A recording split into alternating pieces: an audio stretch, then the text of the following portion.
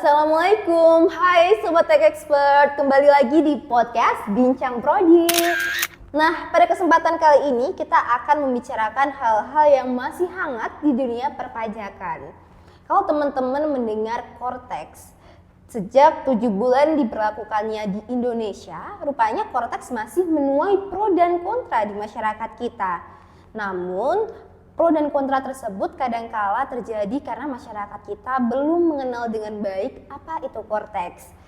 Seperti halnya kata pepatah, tak kenal maka tak sayang, maka podcast kali ini akan mengajak teman-teman semua untuk mengetahui lebih dalam apa itu Cortex, tentunya bersama pembicara kita pada hari ini. Hai, kenalin aku Adinda Kansa, biasa dipanggil Kansa dari Akuntansi Perpajakan Angkatan 21. Nah, kita bisa tanya langsung move ke pertanyaan ya Kak Hansa ya. Iya. Pertama kali dengar Cortex nih Kak Hansa dari mana sih Kak? Oke. First time banget dengar kata Cortex itu sendiri pasti dari sosial media. Karena seingat aku sepanjang tahun 2024 itu udah banyak banget berita yang beredar mengenai Cortex. Tapi memang karena masih berita miring, jadi belum pasti aja sebenarnya Cortex itu apa. Dan kemudian di pertengahan tahun 2024 udah mulai banyak nih dosen-dosen yang bilang tentang ada Cortex yang akan menggantikan sistem administrasi kita. Dari situ aku mulai mencari tahu dan ternyata Cortex itu ini dari sosial media dan tentunya ada peran dosen juga. Dan kebetulan karena aku mahasiswa akhir, di tempat magang aku tuh juga udah mulai ramai untuk membicarakan Cortex. Nah dari situ mulailah timbul kesadaran untuk mengetahui Cortex itu apa gitu. Oke, tadi Kak Hana sempat menyebut di tempat magang itu membicarakan Cortex. Nah mungkin boleh di-sharing juga ke teman-teman supaya lebih tahu nih Kak Hansa nih sebelumnya magang di mana sih Kak? Gitu. Jadi sebelumnya aku sempat magang selama 6 bulan di kantor konsultan pajak Menko yang ada di Yogyakarta. Di sana aku sebagai tax consultant staff internship dan di sana tugas aku pastinya salah satunya bersinggungan langsung dengan si Cortex ini. Jadi nggak heran kalau aku tahu tentang sedikit banyaknya tentang Cortex. Waduh, si Cortex ya teman-teman ya, berarti kayak udah akrab banget nih Kak Hansa nih dengan Cortex. Bisa dijelasin mungkin ya Kak ya ke teman-teman Cortex nih apa sih Kak menurut pemahaman Kak Hansa itu? Tentunya dengan bahasa yang mudah supaya teman-teman ini bisa lebih mudah untuk mengerti ya. Oke. Sebenarnya aku juga nggak terlalu expert di Cortex, jadi aku akan memberikan gambaran atau definisi mengenai Cortex itu dari sudut pandang aku, dari sepengetahuan aku aja. Jadi sepanjang aku mengenal Cortex ini, sepanjang mengenal nih kayak akrab udah emang kenal ya. banget ya, waduh. Teman-teman yang patut ditiru dari Kak Hansa, oke? Oke. Jadi Cortex itu gampangnya, sederhananya adalah sistem administrasi terbaru yang dikeluarkan oleh DJP di tahun 2025. Dimana kalau misalkan sebelumnya kita kenal DJP online atau ESPT 21 dan lain sebagainya, nah di tahun 2025 inilah digantikan dengan sistem Cortex. Kalau kita mengenal DJP online, kita pasti akan tahu kalau untuk pelaporan atau pembayaran itu secara terpisah. Nah, dengan adanya Cortex inilah sistem administrasi perpajakan itu jauh lebih terintegrasi dan juga efisien. Gampangannya itu kayak ibaratnya lemari. Kalau dari DJP online kita punya banyak lemari untuk melaporkan atau melakukan pembayaran. Nah, dengan Cortex ini jadi kita cuma punya satu lemari untuk segala hal, dari mulai pelaporan sampai dengan tahap pembayaran gitu. Oh gitu. Jadi Cortex ini adalah sistem yang diluncurkan oleh Direktorat Jenderal Pajak, sistem pajak yang tentunya sudah terintegrasi dan juga sudah terdigitalisasi begitu ya Kak. Nah, gimana sih Kak? Ngomong-ngomong soal digitalisasi di perpajakan itu menurut Kak Hansa nih sebagai user juga karena udah magang ya teman-teman ya, itu kayak perlu banget atau nggak perlu sih sebenarnya di Indonesia ini? Oke, kalau ditanya perlu atau nggak perlu, dari sisi aku perlu sih, karena kita melihat bahwasanya dunia itu udah mulai terdigitalisasi ya, apa-apa udah digital, dikit-dikit digital. Dan pajak sebagai salah satu administrasi negara tentunya perlu ikut transformasi dong, mengikuti perkembangan zaman, jadi perlu banget untuk didigitalisasi. Walaupun sebenarnya kalau kita lihat realitanya di masyarakat dengan adanya penerapan Cortex seperti yang Lulu bilang, yang seperti Lulu sampaikan tadi. Ada pro dan kontra ya? Iya benar, walaupun sebenarnya udah berjalan selama kurang lebih 7 bulan. Ya pun banyak banget realita dari hal-hal yang ternyata Cortex itu belum sepenuhnya sempurna atau siap untuk digunakan. Baik dari sisi teknologinya, sistemnya, atau dari penerimaan dan kesiapan masyarakat kita sendiri. Iya benar banget. Sebenarnya kalau ada perubahan itu kan masyarakat nggak bisa hanya disuruh untuk mengadaptasi aja atau menyiapkan diri aja, tetapi sebenarnya perlu difasilitasi sedemikian rupa. Difasilitasi dengan baik gitu ya. Iya. Termasuk dari pendampingan dari DJP yang mungkin bisa masuk ke desa-desa, ke kelurahan, ke kecamatan mungkin ya. Iya, supaya betul. masyarakat ini lebih mengenal dengan Cortex begitu. Karena tidak memungkiri bahwa digitalisasi di Indonesia ini sebenarnya masih dibilang kurang teman-teman. Jadi untuk adaptasi butuh waktu yang lebih lama ya Kak ya. Betul banget. Gitu. Nah, menurut Kak Hansa, digitalisasi ini kalau dari sudut pandang mahasiswa, seorang mahasiswa itu harus apa sih Kak untuk menghadapi Cortex dengan segala digitalisasinya ini? Iya, oke. Persiapan sebagai seorang mahasiswa tentunya adalah kesiapan mental dulu ya. Karena mental. selama pelajaran atau selama proses pembelajaran di kampus kita bakal dikenalkan dengan DJP online dulu untuk beberapa semester. Nah, kebetulan ketika aku kuliah itu sepanjang pembelajaran aku dikenalkan dengan DJP online. Jadi ketika mahasiswa ini udah mantap dan udah nyaman banget untuk melakukan apapun hal administrasi perpajakan dari DJP online, kemudian tiba-tiba ada badai berhembus dan digantikan dengan Cortex gitu ya. Jadi kesiapan yang pertama itu adalah kesiapan mental untuk beradaptasi secara cepat ya. Karena Cortex sendiri kan akan menggantikan sepenuhnya DJP online gitu. Benar. Gak mungkin dong kita tetap nyaman atau gak bisa move on nih ibaratnya dari DJP online. Jadi kita harus siap untuk menerima perubahan dengan adanya Cortex. Yang kedua tuh pastinya adalah kemauan untuk belajar. Kemauan untuk belajar, waduh. Betul, karena kalau dilihat-lihat Cortex ini nggak sepenuhnya diajarkan di kampus ataupun di tempat magang. Iya benar banget. Jadi kita tetap harus explore sendiri, kita tetap harus mencari tahu lebih dalam mengenai Cortex itu sendiri. Kalau memang kita ingin terampil atau kita bisa menggunakan Cortex, kita pasti tetap harus tahu teorinya, setidaknya tentang apa sih fungsinya atau bagaimana sih alurnya dengan belajar lebih banyak di luar kegiatan kampus. Jadi tadi, kemauan belajar.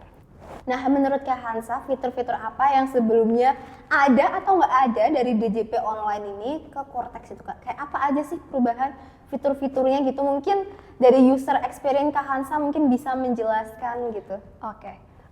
Aku juga belum terlalu dalam untuk mempelajari Cortex karena pada saat aku magang itu Cortex baru banget diluncurin. Jadi ya kamu Baru tahu 1 sendiri. Januari ya Kak ya? Iya benar. Oke. Jadi masih banyak banget problemnya, masih banyak bugnya dan error yang kita tahu, jadi menimbulkan pro dan kontra. Setahu aku memang banyak banget fitur-fitur dari DJP online yang kemudian diganti atau bahkan dihilangkan di Cortex. Di antaranya ada e-filing. E-filing buat apa lu?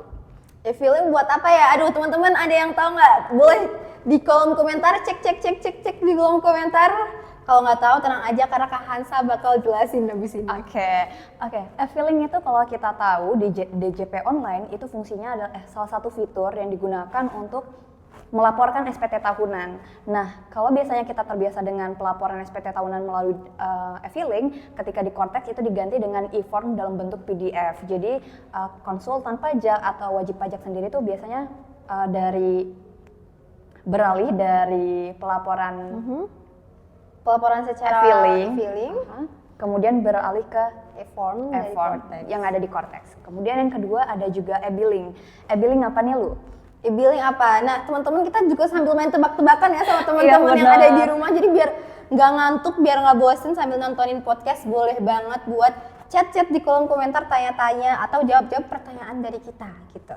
Oke. Nah Kak, e-billing apa sih Kak e-billing Kak? Oke, e-billing itu adalah fitur yang ada di DJP online, fungsinya untuk pembayaran ataupun penyetoran pajak.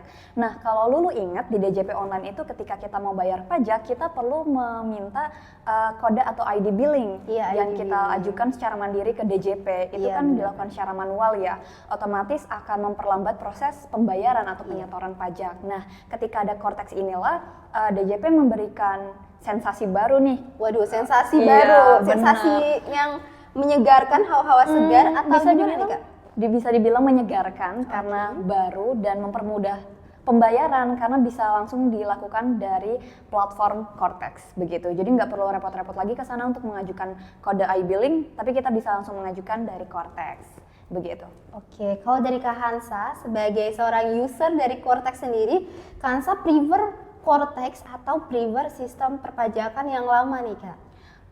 Waduh, berat Pilihan ya. yang sulit ya ini sebenarnya teman-teman. Benar. Berat banget karena sebenarnya dari masing-masing baik dari DJP online ataupun Cortex tuh punya plus minus pastinya ya.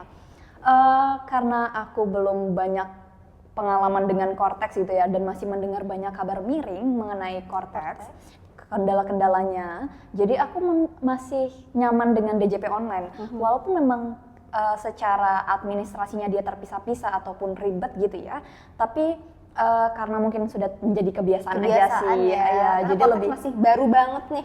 benar. Tapi kalau misalkan dilihat dari segi efisiensinya, akurasi datanya sampai dengan transparansi, itu lebih milih Cortex sih. Ya. Karena ya ringkes dalam satu aplikasi kita bisa ngelakuin semuanya. Gitu. Cukup satu di Cortex semuanya udah teratasi gitu ya Kak ya. Berarti benar-benar memudahkan pekerjaan kita, tentunya juga mahasiswa akuntansi perpajakan yang di masa depan diharapkan menjadi ahli-ahli perpajakan gitu, itu memudahkan banget ya Kak Cortex itu. Iya betul. Nah Kak Hansa nih apa sih yang bisa Kak Hansa berikan ke teman-teman yang ada di rumah buat bisa beradaptasi dengan cepat dengan Cortex ini? Apa ya? Mungkin bisa kalau teman-teman biar bisa beradaptasi dengan cepat itu langsung sering-sering konsul ke dosen, atau bisa juga teman-teman FYI ini di Tech Center UII itu juga menyediakan layanan pembelajaran. Jadi kalau teman-teman itu ingin tahu lebih dalam Cortex, teman-teman silahkan bisa langsung datang ke Tech Center UII dan menanyakan kepada rekan-rekan sahabat pajak dan juga Renjani yang standby di Tech Center UII gitu ya Kak ya. Itu untuk supaya teman-teman bisa lebih mengenal nih Cortex itu apa gitu ya.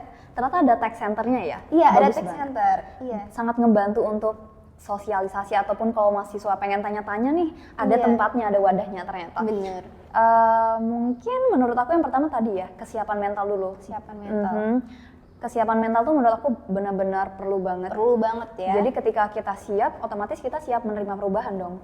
Pergantian dari DJP menjadi Cortex. Di samping itu menurut aku adalah literasi digital. Literasi digital, lagi-lagi digital. Iya. Ini emang lagi hype banget ya Kak ya. Bener, kenapa literasi digital? Karena menurut aku kita tetap harus tahu nih teorinya sebelum kita praktik. Regulasinya pun kita tetap harus tahu bagaimana sih sebenarnya Cortex ini berjalan, sistem-sistemnya dan lain sebagainya yang bisa kita lihat dari regulasi Cortex itu sendiri. Jadi sebelum kita terampil, kita perlu juga mengetahui teori dan regulasi dari Cortex itu sendiri. Nah setelah itu barulah keterampilan kita diasah dengan membiasakan diri menggunakan Cortex itu sendiri. Diulang-ulang terus ya belajarnya ya. Benar, jadi setelah kita baca, kita praktikkan bener nggak sih seperti ini caranya. Karena Cortex juga memberikan wadah untuk kita sebagai mahasiswa dapat mencoba. Ada tempat untuk mencobanya? Iya, jadi jadi kalau nanti teman-teman banget nih ya. Magang nih bisa nyoba sama staffnya atau para mentornya untuk mencoba lebih lanjut sebenarnya Cortex itu seperti apa sih, jadi bisa diubek-ubek seluruh fiturnya, apa yang berbeda juga bisa ketahuan banget di situ. Waduh, kalau kayak gitu teman-teman yang di rumah pasti nggak sabar banget nih Kak buat magang, buat lebih tahu fitur-fitur apa yang ada di Cortex, gimana cara menggunakannya. Nah, ini udah di sesi terakhir, nggak terasa ya Kak ya, ini cepet banget ya Kak. Iya, benar-benar. Nah, menurut Kak Hansa, ini sebagai closing statement, ada nggak sih harapan Kak Hansa buat Cortex ini? Oke. Harapannya semoga kedepannya sistem Cortex dan sistem administrasi digital DJP lainnya bisa dipersiapkan lebih matang, bisa diikuti dengan perencanaan yang baik dan pengujian sistem yang benar sehingga nantinya ketika diluncurkan masyarakat sudah siap dan juga diikuti dengan sosialisasi dan pendampingan kepada masyarakat, baik untuk masyarakat ataupun seperti kita nih mahasiswa. Iya, gitu sih. Oke, terima kasih banyak Kak Hansa atas waktunya. Ini udah mengganggu liburannya mungkin ya Kak Hansa ya. Iya. Nah itu dia Sobat Tax Expert penjelasan dari kami mengenai Cortex. Nah tentunya kami berharap teman-teman ini bisa kemudian belajar lebih mendalam dan juga bisa belajar untuk mulai beradaptasi nih dengan Cortex. Karena sebagai mahasiswa kita tidak bisa tuh menolak perubahan, kita nggak bisa teman-teman. Yang kita bisa lakukan adalah kita beradaptasi pelan-pelan menjadi seorang agile learner begitu.